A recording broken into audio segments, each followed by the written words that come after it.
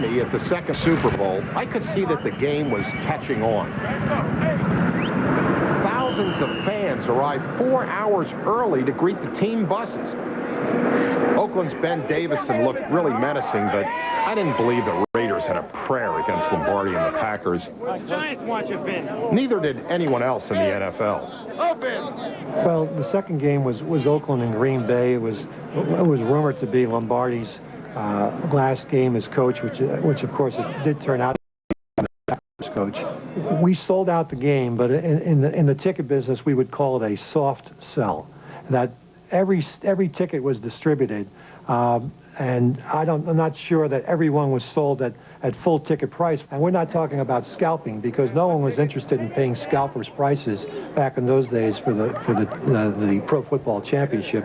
We were just hoping to fill up the seats, which we did the second game in Miami. Instead of marching bands, the halftime show had a Christmas theme, which I really couldn't understand since this was 3 weeks after Christmas. I heard later that somebody got a deal on these floats, which were left over from the Orange Bowl parade.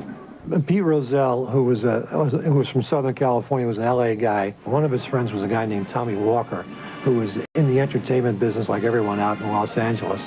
But Pete would bring Tommy Walker in to do the halftime shows. I remember Super Bowl II, they had these two big figures. One was the Green Bay Packer and the other one representing the Oakland Raiders, coming with smoke coming out of their top of their heads, coming closer and closer and closer. I didn't know what was going to happen when they finally approached each other, but if Tommy Walker said it was a good idea in Pete's head, that was good. At least this had the look and the feel of a championship game.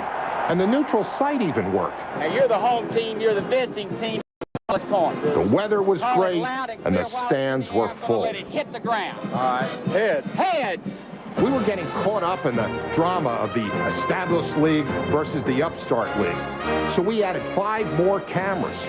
That's me here on the caddy corner telephoto lens. I remember it was a great day to film a football game. But sadly, that's all in the past. Now we have dome stadiums, late starts for television, and I don't think we'll ever again see beautiful color like this at a Super Bowl. Well, you know, the beauty of the light in the early years of the Super Bowl, and especially in Miami, which was always my favorite, there and Los Angeles, because they had the best light, period. Miami gave you this beautiful, crisp light with the palm trees in the background. I mean, you look at this Bart Starr handoff in Miami with all the cocoa palms. I mean, what stadium had cocoa palms in it? It's been Miami. My favorite tree in the world. So I always sat in that one end zone and stared down at the cocoa palms. You could do like a panoramic and see the palms and the scoreboard. And it was like the whole game was unfolding in front of you down in Miami. The Packers in the NFL still look dominant. But Oakland, they had some interesting characters, and our cameras had total freedom to roam the Raider bench. John Roush was the head coach, and one of his young assistants let us get right in his face. That you have them, Right. I have them, you have them on the play pass, right? Right, on the play pass? Yeah. That's John Madden. First and 10, I mean, a far formation running down, we can go under with them. See? We can also sometimes, on first and 10, run a strong dog or a red dog. Just can't get nothing going. It's rolling, you know what I mean? Damn, we done dropped a million passes. Things had fallen apart for the Raiders. And crusty old pro Billy Cannon, he threw us off the bench. By comparison, the Green Bay sideline was absolutely serene. For long stretches, no one said a word. Hey, Phil. Hey, Phil. Combo, combo. Combo. Don't call that stuff from the sideline. Even when Herb Adderley sealed the victory with an interception, the celebration was restrained. That's my baby, Herbert. Put the icing on the cake, kid. Way to go, Herbie. That fullback wide open coming out here, too. Hey, Phil. But restrained did not apply to Vince Lombardi.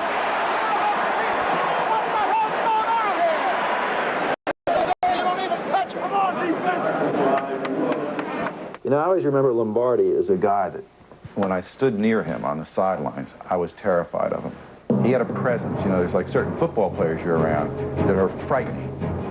You know, they're just a presence. You don't want to get too close because at any minute it might snap. But Lombardi had that. He could just look at you and you just sort of back away. So he's the type of guy, if they're losing, you really didn't want to get too close to him. Winning, you could get within about 6 feet of him and feel comfortable. Sports Illustrated had been tipped off that he probably was coaching his last game as a Green Bay Packer coach, and he was likely to be the cover of the magazine. And as the clock hit 10 seconds, I began making my move.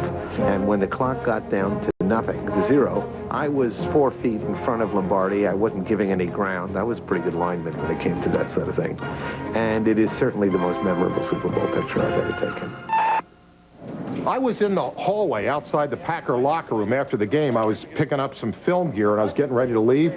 But I didn't realize that Lombardi was still in the locker room. And when he came out, it was quite a scene.